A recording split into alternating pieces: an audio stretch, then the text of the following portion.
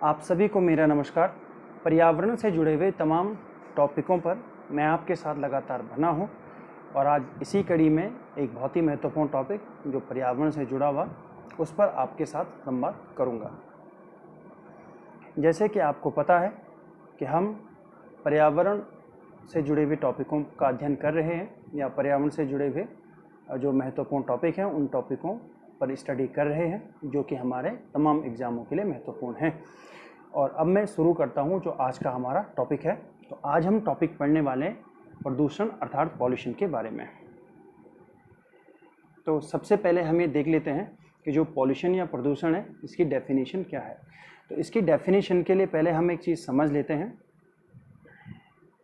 ये हमारी पृथ्वी की सतह है जहाँ पे हमारे घर बने होते हैं और इससे ऊपर अगर बात करेंगे तो ये हमारा एटमॉस्फेयर है। लगभग 1000 किलोमीटर की ऊंचाई है जहाँ पर हमारा ये एटमॉस्फेयर है। तो पृथ्वी की सतह, जो पृथ्वी की सतह है और उसका जो ये एटमॉस्फेयर है पूरा, इस एटमॉस्फेयर में होने वाली ऐसी गतिविधि, ऐसी कोई भी गतिविधि, चाहे वो प्राकृतिक कारण से हो या फिर वो मानवीय कारण से हो। प्राकृतिक कारण से हो सकती है या फिर वो मानवीय कारण से हो सकती है। पृथ्वी की सतह और जो उसका एटमॉस्फेयर है, वायुमंडल है, उस वायुमंडल में होने वाला ऐसा कोई भी परिवर्तन, चाहे वो प्राकृतिक कारण से हो या फिर वो मानवीय कारण से हो, ऐसा परिवर्तन जो नकारात्मक हो और मानव, और अगर हम इंसान की बात करें, मानव और जो अन्य प्राणी हैं, जो अन्य जीव हैं, उन जीवों पर इस परिवर्तन का नकारात्मक प्रभाव पड़े। यानी ऐसा कोई भी परिवर्तन, पृथ्वी की सतह और एटमॉस्फेयर में होने वाला ऐसा कोई भी परिवर्तन, जो परिवर्तन मानव और उसके समाज को या फिर जो अन्य जीव हैं उन अन्य जीवों पर नकारात्मक प्रभाव पड़ता हो, तो उसे हम कहेंगे प्रदूषण या पॉल्यूशन। या हम इसे दूसरी भाषा में इसकी परिभाषा ऐसे कह सकते हैं कि भूमि की हम बात करेंगे, यानी जमीन की बात करेंगे, जल की हम बात करेंगे, वायु की बात कर रहे हैं। ये तीन बड़ी इंपॉर्टेंट चीज़ें हैं।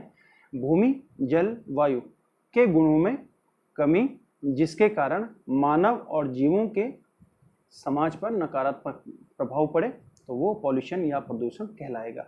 तो प्रदूषण भूमि, जल, वायु या फिर जो अन्य चीज़ें हैं उनके गुणों में कमी होना जिसका मानव और अन्य जीवों पर बुरा प्रभाव पड़े, वो प्रदूषण कहलाएगा। अब हम आगे बात कर लेते हैं प्रदूषण के टाइप के बारे में, जैसा कि मैंने यहाँ पे नोट किया हुआ है। प्रदूषण में हम बात करेंगे पहला वायु प्रदूषण, अर्थात वायु के गुणों में कमी जिसका मानव और अन्य जीवों पर बुरा प्रभाव पड़े, वो वायु प्रदूषण कहलाएगा।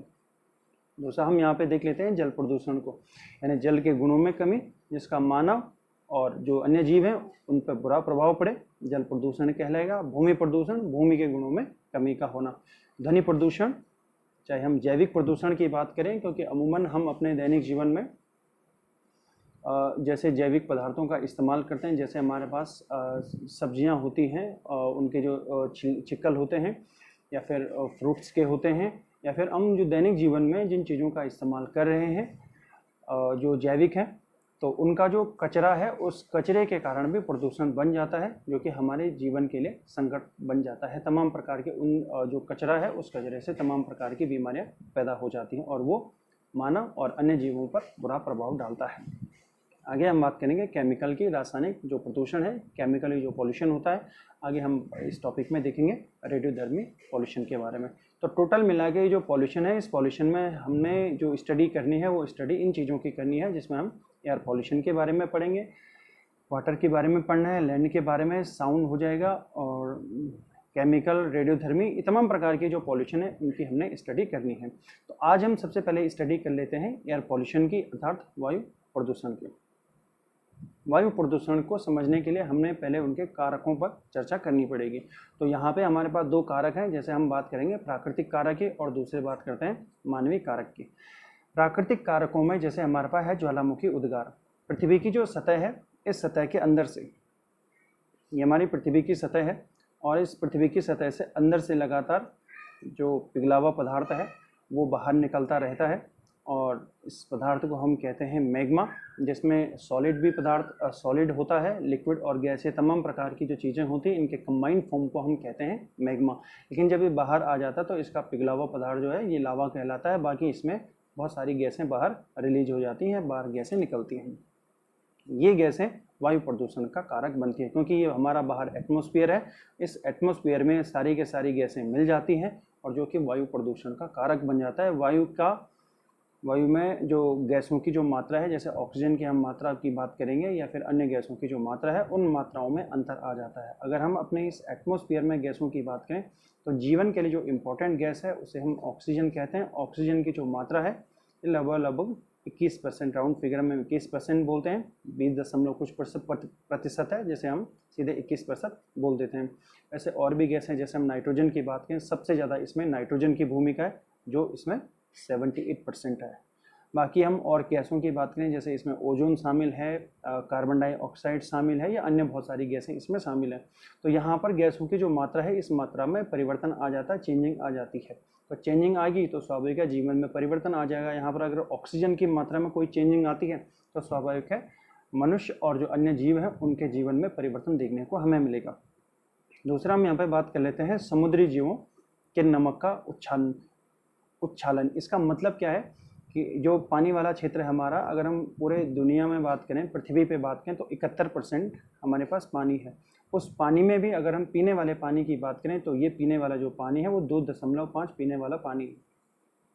पूरी अगर हम पृथ्वी की बात करें, इस पूरी पृथ्वी पर 71% पानी है और उस पानी में भी मात्र 2.5% पीने वाला पानी है। अब आप कल्पना कर सकते हैं कि इतना सारा पानी होने के बावजूद भी पीने वाला पानी की मात्रा बहुत कम है। और ये जो पीने वाला पानी भी है ये ग्लेशियर वाला पानी है, अर्थात नदियों का जो पानी है, जो ग्लेशियरों से नदियाँ निकलती हैं, वो नदियों का जो पानी है वो पानी पीने लायक है। इसीलिए कहते हैं कि नदियों को हमें स्वच्छ और साफ रखना जरूरी है, क्योंकि वो जीवनदायिनी है, यानी जीवन को आगे सुचारू रूप से चला रही है। तो ये पानी की अगर हम बात करें 2.5% पानी है, बाकी पानी पीने लायक नहीं है। तो ये जो अगर हम बाकी पानी की बात करेंगे तो ये पानी समुद्रों का पानी है, महासागरों का पानी है। इस पानी में नमक की मात्रा अधिक है, यानी यह पानी लवणीय है, इसे हम नहीं पी सकते हैं, लवणीय पानी है।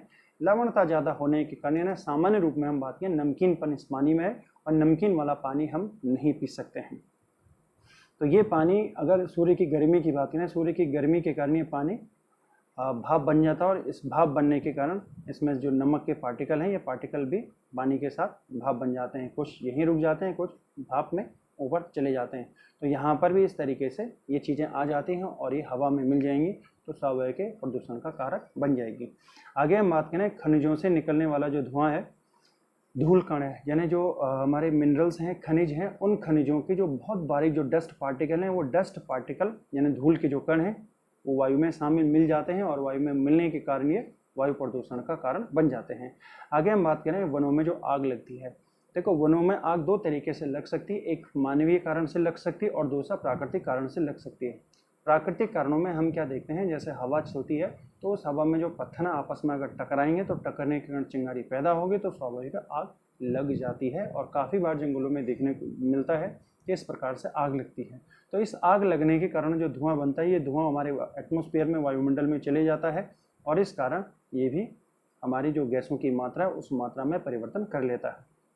आगे हम बात करें पौधों के जो परागकण होते हैं। जब पेड़ पौधों में जो पॉलिनेशन होता है यानी परागण की क्रिया होती है तो उनमें जो उनके परागकण होते हैं यानी मेल और फीमेल का जो इनमें सिस्टम होता है, तो ये जो परागकण होते हैं जब पॉलिनेशन की प्रोसेस पेड़ पौधों में होती है तो ये भी पेड़ को छोड़ के दूसरे पेड़ पे इनको जाना है, पॉलिनेशन की प्रोसेस होना है।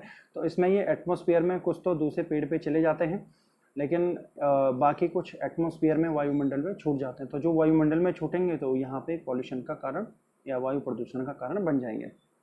तो ये कुछ हमारे पास हमने अभी जो चर्चा की वो प्राकृतिक कारकों पे की। ऐसा नहीं कि केवल यही, इसके अतिरिक्त भी बहुत सारी ऐसी चीज़ें हैं।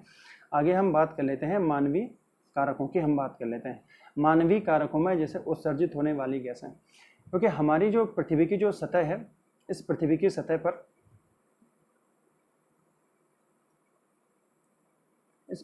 सतह पर अगर हम बात करेंगे, इस पृथ्वी की सतह पर हमारे घर बने होते हैं और हमने आर्थिक क्रियाओं को चलाने के लिए हम कल कारखानों का इस्तेमाल करते हैं। ये हमारी पृथ्वी की सतह है। इस पृथ्वी की सतह पर हमारे आवास बने हैं या फिर हमारे यहाँ पे फैक्ट्रियाँ, इन फैक्ट्रियों से लगातार हम धुआं निकालते रहते हैं या धुआं निकलता रहता है। तो इन धुओं में अगर हम बात करेंगे किस चीज़ की मात्रा ज़्यादा होती है या कौन सी चीज़ें वायु प्रदूषण का कारण बन जाती है, जैसे हम CO2 की बात करेंगे, कार्बन डाइऑक्साइड की बात करेंगे, तो ये कार्बन डाइऑक्साइड जो कारखानों के धुएं से निकल रहा है, जो मानवीय कारकों में हम देख रहे हैं, ये प्राकृतिक कारक भी हो सकता है, पृथ्वी के गर्भ से भी CO2 की मात्रा बढ़ सकती है, ऐसा हो सकता है, लेकिन हम यहाँ पे बात करें मानवीय कारकों की बात करें, जिसमें CO2 की मात्रा के कारण ये जो हमारा एटमॉस्फेयर है इसमें CO2 की मात्रा इंक्रीज हो जाएगी, बढ़ जाएगी। और बढ़ने के कारण हम बात करेंगे तो यहाँ पे पिछले हमने एक टॉपिक में पढ़ा था, ग्लोबल वार्मिंग के बारे में पढ़ा था, तो यहाँ पे CO2 की मात्रा बढ़ेगी तो स्वाभाविक है ग्लोबल वार्मिंग वाली स्थिति हो जाएगी। ग्लोबल वार्मिंग का सामान्य मतलब पृथ्वी के टेम्परेचर का बढ़ना है, पृथ्वी का टेम्परेचर का बढ़ना, अर्थात यहाँ पे जलवायु परिवर्तन वाली स्थिति देखने को मिलेगी। दूसरा हम बात करेंगे CO की, कार्बन मोनोऑक्साइड की हम बात कर लेते हैं। कार्बन मोनोऑक्साइड, इसे हम एक एग्जाम्पल के हिसाब से समझते हैं। काफ़ी बार आपने सुना होगा कि जैसे घर के अंदर हम रहते हैं और हमने पूरा दरवाज़ा बंद किया है और ठंड के टाइम पे हम अंगीठी जलाते हैं, तो कहते हैं कि ठंड के टाइम पे जब हम अंगीठी जलाते हैं तो कहीं ना कहीं हमें हवा के लिए, वेंटिलेशन के लिए कुछ ना कुछ चीज़ हमें ओपन रखनी पड़ेगी, यानी खिड़कियां हमें ओपन रखनी पड़ेगी, क्योंकि अगर हम पूरा दरवाज़ा या खिड़कियां पूरे बंद कर दें और अंगीठी हमने इसे अंदर जला रखी है, तो ऐसे में अंगीठी में जो कोयला है जिसे हम जला रहे हैं तो उससे निकलती है कार्बन मोनोऑक्साइड। तो कार्बन मोनोऑक्साइड उससे निकलती है और पूरा अगर दरवाज़ा बंद किया है तो कमरे में जो ऑक्सीजन की मात्रा है वो ऑक्सीजन की मात्रा धीरे धीरे कम होती जाएगी, क्योंकि यहाँ कार्बन है, कार्बन इसके साथ रिएक्शन करेगा तो ये कार्बन मोनोऑक्साइड का निर्माण कर देगा। इसके कारण क्या होता है कि हमारे शरीर में जो ब्लड है उस ब्लड में हमारा हीमोग्लोबिन होता है। हमारे बदन में हीमोग्लोबिन है और जो कि दो चीज़ों से बना हुआ है, हीम यानी आयरन का मॉलिक्यूल, ग्लोबिन इसमें प्रोटीन है, प्रोटीन इसमें ग्लोबिन है और हीम इसमें आयरन का मॉलिक्यूल है। हीमोग्लोबिन को एक स्थान से दूसरे स्थान ले जाने की जो जिम्मेदारी हमारे शरीर में है वो है ऑक्सीजन की। जैसे हम सांस लेते हैं तो सांस लेने पर ऑक्सीजन हमारे शरीर में फ्लो करती है, अंदर जाती है और इस ऑक्सीजन के साथ ये चीज़ चिपक जाती है, हीमोग्लोबिन इसके साथ चिपक जाता है और फाइनली जिस डेस्टिनेशन तक ऑक्सीजन को जाना है तो ऑक्सीजन हीमोग्लोबिन के साथ चिपक गई है, यानी हीमोग्लोबिन ने अपने साथ ऑक्सीजन को चिपका लिया और फाइनल डेस्टिनेशन यानी हमारे शरीर के उस क्षेत्र तक जहाँ पर हमारी कोशिकाएं शामिल हैं वहाँ तक इस ऑक्सीजन का फ्लो करवाता है हीमोग्लोबिन। हमारे पूरे शरीर में कोशिकाएं हैं और एक कोशिका नहीं बल्कि अरबों कोशिकाएं हैं और इन कोशिकाओं तक ऑक्सीजन का फ्लो करवाना है और ये फ्लो हीमोग्लोबिन करवाएगा। लेकिन जब हम ये देखते हैं कि हम जब जिस कमरे में हमने ऑक्सीजन लेना है उस कमरे में ऑक्सीजन की मात्रा कम हो गई है और कार्बन मोनोऑक्साइड की मात्रा बढ़ गई है, यानी जैसे हमने ऑक्सीजन लेना था ऑक्सीजन तो अंदर नहीं जाएगी बल्कि ऑक्सीजन के स्थान पर अब कार्बन मोनोऑक्साइड अंदर जाएगा। तो ये कार्बन मोनोऑक्साइड जो अंदर जाएगा तो वो हीमोग्लोबिन के साथ रिएक्शन करेगा और रिएक्शन करने के कारण हीमोग्लोबिन की जो क्षमता होती है, ऑक्सीजन को ले जाने की क्षमता होती है, उसे बाधित कर देता है और फाइनली हम ये देखते हैं कि हीमोग्लोबिन काम करना यानी जो उसका फंक्शन है वो फंक्शन नहीं कर पाता है और ऑक्सीजन का फ्लो पूरे हमारे शरीर तक नहीं हो पाता है। तो हमारे शरीर में अगर हम बात करेंगे, हमारे पूरे शरीर में ऑक्सीजन का पहुंचना जरूरी है, क्योंकि पूरे शरीर में एक्टिविटीज करने के लिए हमें एनर्जी की आवश्यकता पड़ेगी और एनर्जी बिना ऑक्सीजन के नहीं हो सकता है। भोजन के बाद हमारे शरीर में ग्लूकोज का निर्माण होता है और उस ग्लूकोज को टूटने के लिए आवश्यक है ऑक्सीजन की, यानी आवश्यकता ऑक्सीजन की। तो हमारे शरीर में हमें ऑक्सीजन की आवश्यकता इसलिए पड़ती है क्योंकि जो भोजन हम करते हैं उस भोजन के बाद फाइनल जो ग्लूकोज बनता है उस ग्लूकोज को टूटने के लिए ऑक्सीजन की आवश्यकता है और ये जो आवश्यकता ऑक्सीजन की है ये उस ग्लूकोज को तोड़ेगा और फाइनली क्या बनेगी, एनर्जी बनेगी। एटीपी के रूप में एडिनोसिन ट्राइफॉस्फेट बनता है, वो टूटता है, आगे चलकर ऊर्जा का निर्माण होता है। यानी फाइनली हम ये कह सकते हैं हम भोजन क्यों करते हैं, ऊर्जा के लिए करते हैं और उस ऊर्जा के कारण मैं बोल रहा हूँ और आप सुन रहे हैं। यानी हमारे शरीर में होने वाले सभी मूवमेंटों के लिए हमें एनर्जी की आवश्यकता पड़ेगी और उस एनर्जी के लिए आवश्यकता पड़ेगी हमें भोजन की और दूसरी आवश्यकता पड़ेगी हमें ऑक्सीजन की। तो हमारे अगर शरीर की बात करें, अगर मैं जो अपनी उंगलियों की बात करूं, यहाँ तक भी ऑक्सीजन को पहुँचना है और हमारा जो माइंड है, मस्तिष्क है, वहाँ तक भी ऑक्सीजन को पहुँचना है। तो जब कार्बन मोनोऑक्साइड की हमारे शरीर में मात्रा बढ़ जाती है और ऑक्सीजन की मात्रा कम हो जाती है तो हमारे मस्तिष्क तक, यानी एक अगर बात कर लेते हैं, कुछ समय के लिए अगर मेरे हाथ तक ऑक्सीजन नहीं मिल पाता है तो मैं जिंदा हूँ, लेकिन अगर मेरे मस्तिष्क तक यानी मेरे माइंड तक अगर ऑक्सीजन का फ्लो सही तरीके से नहीं हो पा रहा है तो धीरे धीरे हमारा मस्तिष्क यानी हमारा माइंड काम करना बंद कर देता है और एक ऐसी स्थिति आती है जब हम बेहोशी वाली स्थिति में आ जाते हैं और धीरे धीरे आदमी एक ऐसी अवस्था में चले जाता है जब उसे हम डेड घोषित कर देते हैं यानी मृत घोषित कर लेते हैं। एक और चीज़ आप महसूस कर सकते हैं जो आपने प्रैक्टिकली देखा भी होगा, जैसे हम कभी सोते हैं तो सोने के बाद जैसे हमारा जो हाथ है वो दब जाता है और कुछ समय के बाद जैसे हम उठते हैं तो हमारा हाथ बिल्कुल हमें ऐसा लगता है कि हमारा हाथ बहुत भारी लगता है। वो हमें भारी इसलिए लग रहा है क्योंकि ऑक्सीजन का, क्योंकि हाथ दबने के कारण, जैसे हम नीचे लेट जाते हैं हमारा हाथ दब गया है तो दबने के कारण हमारा जो हाथ है उस हाथ में जो ऑक्सीजन का फ्लो था वो फ्लो नहीं हो पा रहा है और जब फ्लो नहीं हो पा रहा तो वो मूवमेंट नहीं कर पाएगा और ऐसा लगता है कि बिल्कुल हाथ काम का नहीं है। लेकिन धीरे धीरे जैसे हम मूवमेंट करने का प्रयास करते हैं, हिलाते डुलाते हैं, ऑक्सीजन का फ्लो होता है और फिर हमारा हाथ काम करना स्टार्ट कर देता है। तो यानी यहाँ पर हमने ये देखा ऑक्सीजन का बहुत ज़्यादा इंपॉर्टेंट रोल है। वैसे हम मस्तिष्क की बात करें और अगर माइंड तक ऑक्सीजन का फ्लो नहीं हो पाता तो ऐसी स्थिति बन जाती है। एक और चीज़ आपने महसूस की होगी कि कुछ टाइम बाद जैसे हम काम करते तो हमें जमाई आनी स्टार्ट हो जाती है। तो जमाई हमें क्यों आ रही है? क्योंकि हमारे शरीर में ऑक्सीजन की मात्रा क्या हो जाती है? कम हो जाती है। तो ऑक्सीजन की मात्रा जैसे हमारे शरीर में कम होती है तो CO2 की मात्रा इंक्रीज हो रही है। तो ऐसे स्थिति में हो क्या रहा है कि हमें जमाई आनी स्टार्ट हो जाती है और धीरे धीरे हमें नींद वाली स्थिति आ जाती है। तो ऑक्सीजन यहाँ पे बहुत इंपॉर्टेंट है। तो मैं यहाँ पे बात कर रहा था कार्बन मोनोऑक्साइड की। तो कार्बन मोनोऑक्साइड जो हमारे कारखानों से कार्बन मोनोऑक्साइड जो निकल रही है उस कार्बन मोनोऑक्साइड के कारण यहाँ पर इस प्रकार की चीज़ें हमें देखने को मिलेंगी। बाकी हम बात कर लेते हैं आगे। मैं बात कर लेता हूँ मीथेन की। मीथेन यानी जो यहाँ पर CH4 दिखाया गया है, मीथेन प्राकृतिक कारक भी हो सकता है और मानवीय कारक भी हो सकता है। मानवीय कारक में जो हम बात करेंगे, हमारे जो कारखाने, इन कारखानों से भी हम मीथेन गैस निकलते हैं, खासतौर पे कोयला वालों की अगर हम बात करेंगे। दूसरा, जो कोयले की खदानें होती हैं, इन कोयले की खदानों से मीथेन गैस निकलती है। काफ़ी बार ये देखने को मिलता है कि कोयले की खदानों में अचानक आग लग गई है तो आग लगने का कारण मीथेन गैस की उपस्थिति होता है, क्योंकि यहाँ मीथेन गैस है और ये वायु के संपर्क में आ जाती है, क्योंकि अंदर कोयले की खदानें, इन खदानों के अंदर मीथेन गैस फंसी हुई है और जैसे मीथेन गैस हल्की सी बाहर आती है, वायु के संपर्क में आ जाती है, ऑक्सीजन के संपर्क में आती है, तो ये यहाँ पे धमाका या विस्फोट हो जाता है, जिसे हम काफ़ी बार देखते हैं कोयले के खदानों में धमाका हो गया, विस्फोट होगा और इतने लोग मारे गए हैं। वो कारण मीथेन का है, क्योंकि मीथेन के कारण इस प्रकार की चीज़ें होती हैं। तो इससे बचने के लिए कोयले की खदानों में क्या किया जाता है, यहाँ पर इस्तेमाल किया जाता है मधुमक्खी का।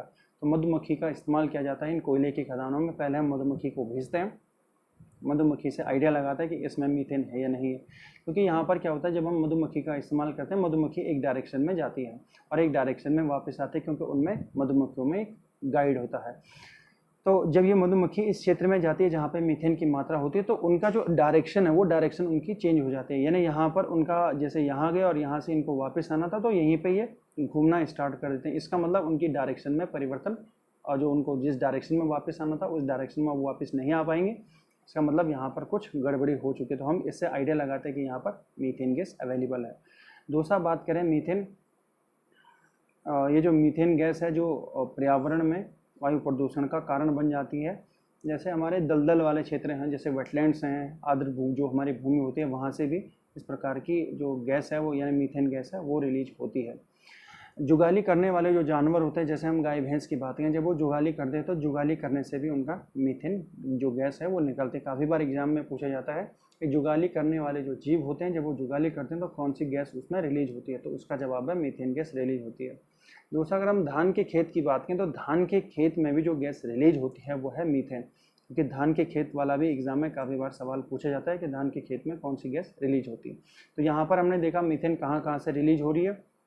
हमने देखा कि कोयले की जो खदानें होती हैं वहाँ से मीथेन गैस रिलीज हो रही है, धान के खेत से मीथेन गैस रिलीज हो रही है, जुगाली करने वाले जानवर का हमने देखा, और वेटलैंड्स जो है वहाँ से पहले हम बात करें जो मीथेन है वो निकल रही है। लेकिन ये मीथेन जब हमारे एटमॉस्फेयर में आ रही है तो ये वायु प्रदूषण का कारक बन जाती है, यानी वायु प्रदूषण यानी वायु में मात्रा बढ़ेगी तो वायु में मात्रा बढ़ने के कारण अन्य गैसों की मात्रा पर इसका फर्क पड़ेगा। स्वाभाविक है हमारे दैनिक जीवन में इसे परिवर्तन देखने को मिलेगा। आगे हम बात कर लेते हैं SO2 की। सल्फर डाई जो ऑक्साइड है, यह हम देखते हैं जो अम्लीय वर्षा होती है, अम्लीय वर्षा के लिए SO2 और NO2 जिम्मेदार हैं। ऐसे ये भी हम कारखानों के हिसाब से देख लेते हैं। जैसे कारखाने हैं, इन कारखानों से जो निकलने वाला धुआं, उसमें SO2 और NO2 की मात्रा बढ़ जाती है, और जब ये वर्षा होती है, इस वर्षा में शामिल हो जाते हैं तो बन जाती है एसिड एंड अम्लीय वर्षा। इसमें एक उदाहरण देख लेते हैं।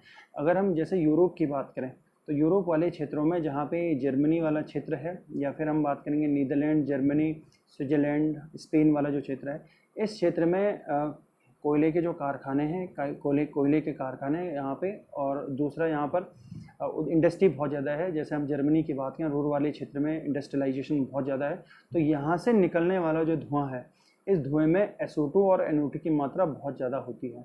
तो ये मात्रा ज़्यादा होने के कारण, और ऊपरी वाले क्षेत्र में जब ये गैसें उत्तर की ओर बढ़ती हैं या ऊपर बढ़ती हैं या हमारे वायुमंडल में जाती हैं, और इसके साथ साथ ही उत्तर दिशा में भी जाती हैं, और उत्तर दिशा में जब बारिश होती है तो इस क्षेत्र में ये सारी जो गैसें हैं ये वर्षा के साथ मिल जाती, बारिश के साथ मिल जाती, यहाँ पे एसिड रेन होती है। तो मैक्सिमम अगर हम बात करें एसिड रेन हमें कहाँ पे देखने को मिलती है, नॉर्थ वाले क्षेत्र में जहाँ पे बात करेंगे हम, नॉर्वे यहाँ पर एक देश है, स्वीडन यहाँ पर देश है, फिनलैंड देश है, तो इन देशों में अमूमन हमें इस प्रकार की बारिश देखने को मिलती है, जिसे हम एसिड रेन कहते हैं या अम्लीय वर्षा कहते हैं। और एक और इम्पॉर्टेंट चीज़ इसमें कि जो दुनिया का जो अंतर्राष्ट्रीय जो मुख्यालय है एसिड रेन का, वो नॉर्वे की राजधानी ओस्लो में है।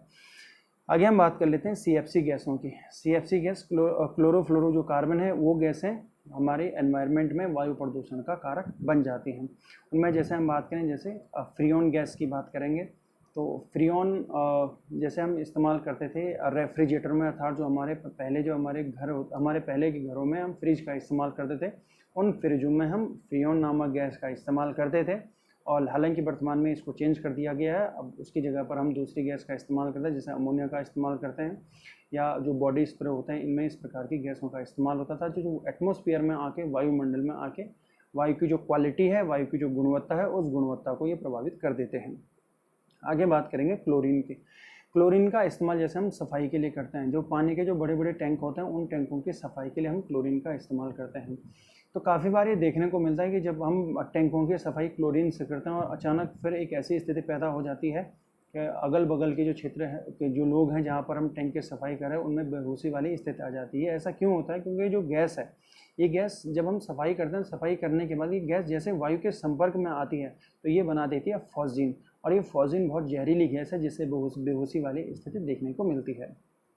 तो ये तमाम प्रकार की गैसें हैं जो मानव के द्वारा उत्सर्जित की जाती है, कल कारखानों से उत्सर्जित की जाती हैं, और जो वायु की जो क्वालिटी है, गुणवत्ता, उस गुणवत्ता में कमी करती है, और कमी करने के कारण हो जाता है वायु प्रदूषण। आगे हम बात करेंगे धूम्रपान की। धूम्रपान जो बीड़ी सिगरेट जो लोग पीते हैं, इस प्रकार की चीज़ें पीने से भी वायु प्रदूषण होता है, यानी वायु की गुणवत्ता में कमी आती है। दूसरा, जो धूम्रपान करने वाले जो लोग होते हैं, एक इसमें ध्यान रखने वाली बात है कि जो धूम्रपान करने वाला आदमी होता है, वो तो इससे प्रभावित होता ही होता है, धुएं से प्रभावित होता है, लेकिन जो उसके अगल बगल है वो भी उससे प्रभावित होता है। जैसे बात करेंगे, जब व्यक्ति धूम्रपान करने वाला होता है तो वो धुएं को अंदर ले लेता है, कुछ धुएं को वो बाहर कर लेता है, कुछ धुआं उसका अंदर रह जाता है। लेकिन जो धुआं वो बाहर छोड़ता है, तो जो अगल बगल जो उसके आदमी होते हैं, वो भी बिना पिए ही जो धुआं है वो उनके शरीर के अंदर चले जाता है, जबकि उनका कोई भी दोष नहीं है, दोष बगल वाले का जो पी रहा है, लेकिन विक्टिम जो है, दोषी, वो भी जो प्रभाव उन पर भी पड़ जाता है, क्योंकि वो धुआं फाइनली उनके शरीर के अंदर भी चले जाता है। इसीलिए वर्तमान में हम बात करेंगे, सार्वजनिक स्थानों पर धूम्रपान वर्जित किया गया है। जैसे हम पहले गाड़ियों में देखते थे, अमूमन लोग बीड़ी का इस्तेमाल करते थे, सिगरेट का इस्तेमाल करते थे, लेकिन अब ये चीज़ें प्रतिबंधित हैं, और अगर कोई ऐसा करता तो कानूनी उसको दंडित किया जाएगा, उसे सज़ा दी जाएगी।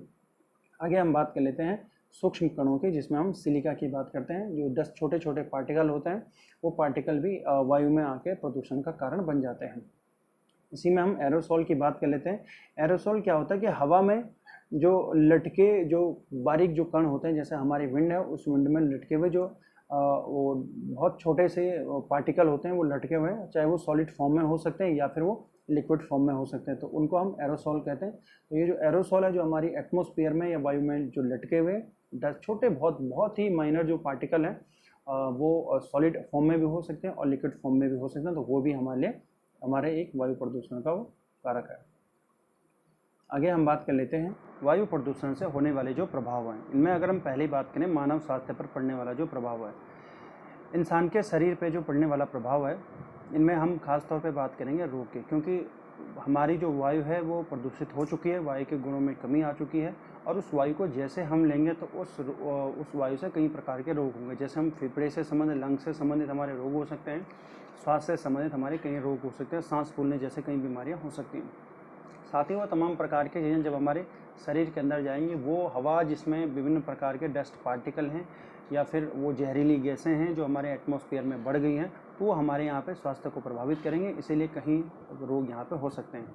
तो श्वसन से संबंधित कहीं यहाँ पर रोग होंगे। जैसे हम बात करेंगे इंपॉर्टेंट एग्ज़ाम के लिए मोस्ट इम्पॉर्टेंट में है, जैसे कपड़े की जो इंडस्ट्री होती है, हमारी जो क्लॉथ इंडस्ट्री होती है, उस इंडस्ट्री में जो कपड़ा जिस समय बनता है, तो कपड़े बनते हुए बहुत बारीक बारीक जो पार्टिकल उसके होते हैं, जब वो हवा में मिल जाते हैं तो ये यहाँ पर बिस्नोसिस नामक एक रोग हो जाता है। तो बिस्नोसिस रोग क्या होता है कि हवा में जब कपड़े के बहुत माइनर जो पार्टिकल शामिल हो जाते हैं और जब हम उसे लेते हैं तो वो जो बीमारी है वो बिस्नोसिस कहलाती है। दूसरा हम बात करें कोयला वाली जो खदानें होती हैं, जब उन खदानों का बहुत बारीक जो डस्ट पार्टिकल होता है वो हवा में मिल जाता है तो रोग बन जाता है, न्यूनामाइसिस रोग बन जाता है। तो इस प्रकार का ये यहाँ पर रोग बन जाता है। जैसे हम आयरन कणों की बात करेंगे, सिडरोसिस जो रोग बनता है, वो जो लोहे के जो पार्टिकल हैं, बहुत माइनर जो पार्टिकल हैं, हवा में मिलेंगे तो इस प्रकार से सिडरोसिस नामक रोग बन जाएगा। सिलिका के अगर पार्टिकल मिलते हैं डस्ट में तो हवा में मिलते हैं तो सिलिकोसिस नामक रोग हो जाएगा। तो एग्ज़ाम के लिए अगर इनकी मैं बात करूं तो इन्हें मैं रखता हूं मोस्ट इम्पॉर्टेंट में। तो ये एग्ज़ाम के लिए मोस्ट इम्पॉर्टेंट, एग्ज़ाम में कैसे सवाल आ सकता है, डायरेक्ट सवाल आपके पास आ सकता है कि कपड़ा जो उद्योग होता है उसमें जो डस्ट पार्टिकल होते हैं, जब वो हवा में मिल जाता है तो किस प्रकार का रोग होता है। इनमें 4 आपके पास ऑप्शन आ सकते हैं, या आयरन का आ सकता है, या फिर ये इस तरीके से आपने देखा होंगे एग्ज़ाम में इस तरीके से क्रॉस करने के लिए भी सवाल पूछा जा सकता है। तो ये आपको एग्ज़ाम के लिए मोस्ट इम्पॉर्टेंट मानना हो, या आपको हमेशा ध्यान रखना पड़ेगा। दूसरा हम बात करेंगे मौसम और जलवायु परिवर्तन से संबंधित जो प्रभाव पड़ता है। हमारे एटमॉस्फेयर में विभिन्न प्रकार की गैसों की मात्रा बढ़ रही है। जैसे मैं CO2 की बात कर रहा हूँ, NO2 की हमने बात की। इस प्रकार की जो तमाम प्रकार की गैसें हैं, जैसे CO2 की बात करें तो वो ग्लोबल वार्मिंग के लिए जिम्मेदार है, जो मौसम और जलवायु परिवर्तन पर यहाँ पर रिस्पॉन्सिबल होगा। NO2 और SO2 की अगर हम बात करेंगे तो वो अम्लीय एसिड जो रेन है, अम्लीय वर्षा, उसके लिए रिस्पॉन्सिबल हो सकता है। तो यहाँ पर मौसम संबंधित जो प्रभाव है वो भी हमें वायु प्रदूषण का दिखता है। आगे हम बात करेंगे वनस्पतियों के। विभिन्न प्रकार की अगर गैसों की मात्रा बढ़ती है तो उसके कारण पेड़ पौधों में जो फोटोसिंथेसिस है उसकी जो प्रोसेस है वो प्रभावित हो सकती है। तो यहाँ पर पेड़ पौधों का जो जीवन है उस जीवन में प्रभाव पड़ सकता है। अगर वायु प्रदूषण बनता है तो जो पेड़ पौधे वायु लेते हैं उस वायु में फ़र्क पड़ सकता है। तो क्वालिटी ऑफ जो एयर है, उस क्वालिटी ऑफ एयर में अगर चेंजिंग आ रही है तो इसके कारण जो हमारे प्लांट्स हैं, फॉरेस्ट हैं, उनमें परिवर्तन देखने को मिलेगा। और अगर वनस्पतियों में परिवर्तन देखने को मिलेगा तो ऑब्वियसली इंसान पर इसका सीधे प्रभाव देखने को मिलेगा, और इंसान अगर ऑक्सीजन प्रभावित होती है तो स्वाभाविक है इंसान का दैनिक जीवन यहाँ पर प्रभावित होगा। अब हम नेक्स्ट बात कर लेते हैं। इसमें हम बात कर लेते हैं वायु प्रदूषण और निवारक नियंत्रण अधिनियम की। ये अधिनियम एग्ज़ाम के लिए इम्पोर्टेंट है। 1981 में ये बना है। जो वायु प्रदूषण जो नियंत्रण और निवारक अधिनियम है, ये भारत सरकार के द्वारा बनाया गया है। ये हम इंडिया की बात करें और इंडिया में इस प्रकार का ये कानून बनाया गया 1981 में। हालांकि इसमें रिफॉर्म भी हुआ 87 में, लेकिन हमें यही ध्यान रखना है 1981। अगर हम इसकी स्टार्टिंग की बात करें, सबसे पहले 1905 की बात करेंगे। यहाँ पे गलत लिखा गया है, ये 1905 होना चाहिए, 1950 नहीं है। बंगाल स्मोक न्यूसेस जो एक्ट है, यानी आज़ादी से पहले हम बात करेंगे तो वायु प्रदूषण की स्थिति को देखते हुए अंग्रेज़ों के ज़माने में एक कानून बनाया गया था बंगाल में, और स्मोक को लेकर बनाया गया था। जैसे कि हम एक देखते हैं कि स्मोक सिटी ऑफ जो इंडिया है वो कोलकाता को कहा जाता है। तो यहाँ पर स्मोक यानी जो धुआं है, उस धुएँ को कैसे कंट्रोल किया जा सकता है ताकि लोगों के जीवन जो प्रभावित हो रहा है उसे हम बचाएं। तो इसके लिए 1905 में बंगाल में जो अंग्रेज़ों की गवर्नमेंट थी उन्होंने एक कानून का निर्माण किया था। आगे इस पर समय दर समय इस पर काम होता गया। जैसे 1939 में इस पर काम हुआ। फिर आगे चलकर जब आज़ाद भारत हुआ तो आज़ाद भारत के बाद भारत सरकार ने एक वायु प्रदूषण को कैसे कंट्रोल किया जा सकता है उसके लिए 1970 में एक समिति का गठन किया था। और ये आगे चलकर हम देखते हैं इस समिति के रिकमेंडेशन पे ही यहाँ पर ये कानून का निर्माण होता है, जिस कानून को हम क्या कह रहे हैं, वायु प्रदूषण निवारक और नियंत्रण अधिनियम की बात कर रहे हैं 1981। तो ये एग्ज़ाम के लिए आपको ये वर्ष जरूर ध्यान रखना है 1981 का। एग्ज़ाम में आपके पास ऑप्शन में 1981 हो सकता है, 82, 83 इस प्रकार के वो दे सकता है, तो आपको ये चीज़ जरूर ध्यान रखनी है। भले ये दोनों चीज़ें आप ध्यान रखो ना रखो, 1905 ये ध्यान रखने की ज़्यादा इंपॉर्टेंट नहीं है, केवल कहानी में 1970 समिति है वो भी एग्ज़ाम के लिए इतना इंपॉर्टेंट है जितना कि ये एग्ज़ाम के लिए इंपॉर्टेंट है। ये सीधे डायरेक्ट फैक्ट वाला क्वेश्चन है, सीधे सवाल पूछा जाएगा। अब हम दूसरा बात कर लेते हैं मोटर व्हीकल कानून। कुछ समय पहले आपने मोटर व्हीकल कानून में रिफॉर्म सुना होगा, और जिसके कारण जो कीमतें हैं, जो चालान की कीमतें, वो कीमतें बढ़ा दी गई थी। तो चालान की कीमतें बढ़ाने के पीछे के काफ़ी उद्देश्य थे, जैसे कि सड़क दुर्घटना लगातार हो रही है, उसको कैसे कंट्रोल किया जा सकता है, वो भी एक कारण माना गया था। लेकिन हम यहाँ पे एनवायरनमेंट को लेकर बात कर रहे हैं, तो मोटर व्हीकल एक्ट की अगर हम स्टार्टिंग की बात करें तो 1914 में मोटर व्हीकल एक्ट बना था। आगे इसमें रिफॉर्म किया गया, 1939 में इसमें रिफॉर्म करके नया कानून लाया गया। 1939 के बाद इसमें रिफॉर्म करके वर्ष 1988 में इसमें रिफॉर्म किया गया, नया कानून लाया गया। और करंट में अगर हम बात करेंगे 2019 की, हम बात करें 2019 में मोटर व्हीकल एक्ट नया वाला जो इस समय लागू है वो 2019 का मोटर व्हीकल एक्ट है। लेकिन अगर हम इन सभी मोटर व्हीकल एक्ट की बात करें, इनमें हमारे लिए यहाँ पर इम्पोर्टेंट ये है कि जो गाड़ियाँ हमारी होती है उन गाड़ियों से निकलने वाला जो धुआं है, ये जो हमारी गाड़ियाँ हैं, इन गाड़ियों से जो निकलने वाला जो धुआं होता है, इस धुएं में विभिन्न प्रकार के जहरीले पदार्थ निकलते हैं। तो ये जो जहरीले पदार्थ निकलते हैं, इसको समाधान कैसे हम इसे कंट्रोल करें, इसके लिए जैसे आपने देखा होगा कि एक पर्टिकुलर एक सर्टिफिकेट हमें बनाना होता है जिसे हम पॉल्यूशन सर्टिफिकेट कहते हैं।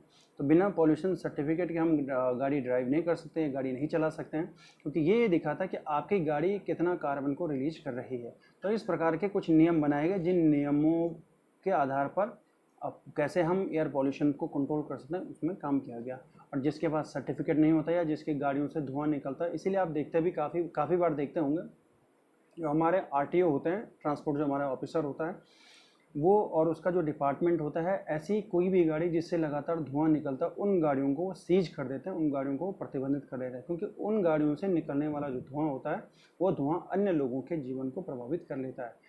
अब सड़क पर एक गाड़ी चल रही है जिससे लगातार धुआं निकल रहा है और दूसरा एक आदमी पैदल चल रहा है, तो जो धुआं निकलने वाला जो गाड़ी धुआं निकल रही, तो उसके जो धुआं है वो जो पैदल चल रहा आदमी वो उससे प्रभावित होता है, या फिर जो अन्य आदमी भी उससे प्रभावित होते हैं। सांस से संबंधित रोग हो सकते हैं, या फिर उनमें निकलने वाला जो केमिकल है वो कैंसर तक एक कारण बन सकता है। आगे हम बात करेंगे एग्जाम के लिए मोस्ट इंपॉर्टेंट है राष्ट्रीय स्वच्छ वायु कार्यक्रम। ये वर्ष 2019 से स्टार्ट हुआ और केंद्रीय वन और पर्यावरण मंत्रालय ने इसको स्टार्ट किया है।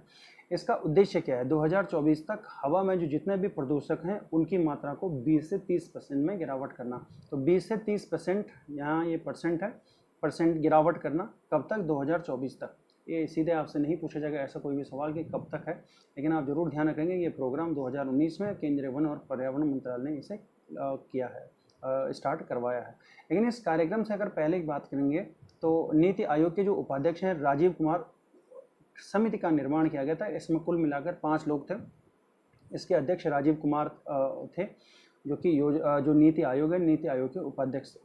तो उनके नेतृत्व में कमेटी का गठन किया गया था और इस कमेटी की रिकमेंडेशन पर ही ये प्रोग्राम स्टार्ट हुआ, जिस प्रोग्राम को हम राष्ट्रीय स्वच्छ वायु कार्यक्रम कह रहे हैं।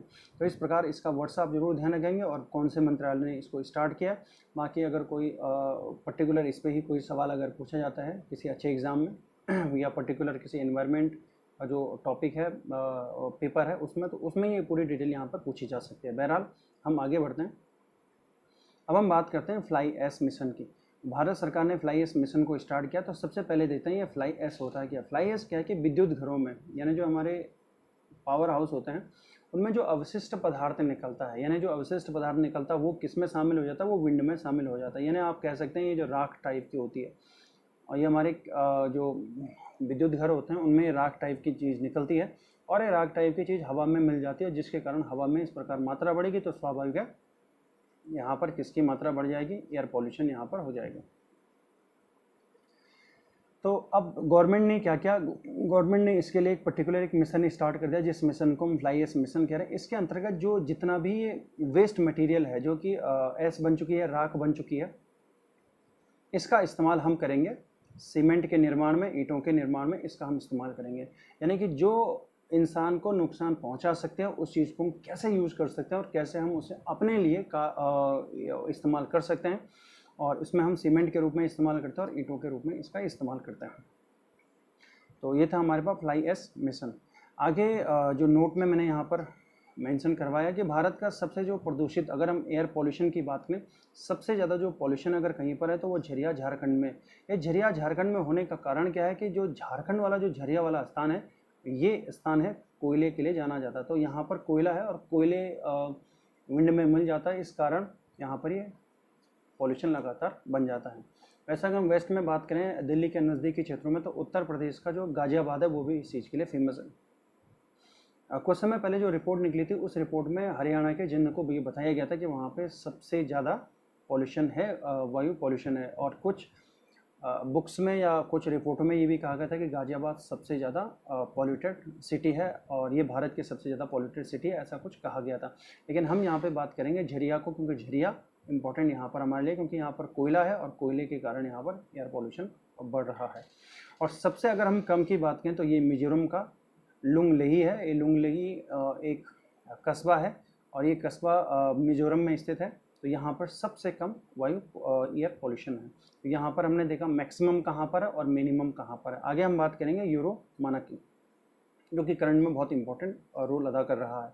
वर्ष 1992 में, यानी 1992 में हम क्या देखते हैं, जो यूरोपीय यूनियन के देश हैं, उन यूरोपीय यूनियन के देशों ने हम एयर पॉल्यूशन को, वायु प्रदूषण को कैसे कम कर सकते हैं, इसके लिए उन्होंने एक मानक बनाया, यानी एक नियमावली तैयार की, जिस मानक को हम कहते हैं यूरो मानक, या उन्होंने इसे यूरो मानक नाम दिया। इसके अंतर्गत जो व्हीकल होते हैं जिनसे लगातार धुआं निकलता, उनके लिए उन्होंने नियमावली तैयार की।